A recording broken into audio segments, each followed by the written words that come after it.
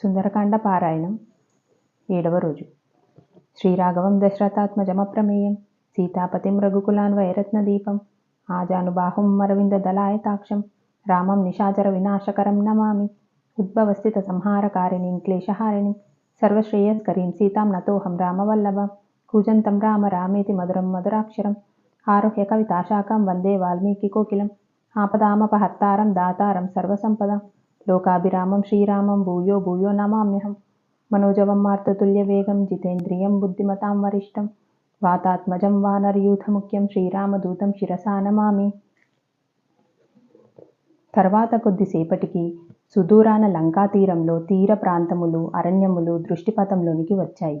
రాక్షసులు తనను గుర్తిస్తారేమోనని హనుమంతుడు తన సాధారణ పరిమాణంను తిరిగి పొంది లంకాద్వీపంలో ప్రధాన పర్వతమైన త్రికూటం యొక్క ఒక శృంగంపై దిగాడు. 100 యోజనములు లంఘించిన మీదట కూడా హనుమంతుడు ఈషన్మాత్రమైన అలసట పొందలేదు. దృష్టిని పైకి సారించి తామర పువ్వులతో నిండి ఉన్న కందములచే పరివేష్టింపబడి త్రికూట పర్వతాగ్రమున నిలిచి ఉన్న అద్భుతమైన లంకా నగరంను ఆయన వీక్షించాడు.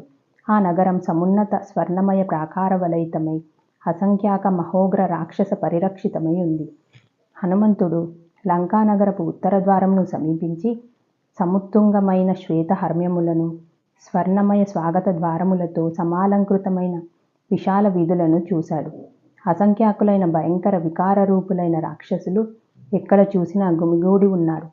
వారు సకల విధములైన ఆయుధాలను ధరించిన వారు, ఇచ్ఛారూపును ధరించగలవారు. ఈ నగరం దేవతలకు సైత్యం దుర్భేద్యంగా కనిపిస్తోంది. ఇక వానరసేన గురించి ఏమని చెప్పాలి? నేను, సుగ్రీవుడు, నీలుడు, అంగదుడు మాత్రమే సముద్రమును దాటి ఇక్కడకు రాగలిగి ఉండగా ఇక రాక్షసులను రాముడు నిర్జించే ఆశ ఎక్కడ? అయినా అసలు సీత ఇంకా జీవించే ఉన్నదా అనే విషయమును కనిపెట్టడమే నా మొదటి కర్తవ్యం. ఎంత ఉత్తమమైన పథములనైనా అసమర్థులైన దూతలు ఒక్కొక్కప్పుడు నీరుగార్చి వేస్తారు. కనుక ఆమెను నేను కలుసుకోగలగడం ఎలాగనేది నేను జాగ్రత్తగా ఆలోచించాలి. పహారా కాస్తున్న వారు అత్యంత జాగరూకులుగా కనిపిస్తున్నారు.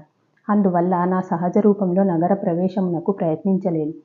గాలి అయినా సరే లంకలో రహస్యంగా ప్రవేశించలేని విధంగా ఉంది. కనుక తేలికగా ఇతరుల దృష్టిలో పడని మారు రూపమును దాల్చి రాత్రివేళ నగరంలో ప్రవేశించాలి అని తనలో తాను అనుకున్నాడు హనుమంతుడు. జై శ్రీరామ్.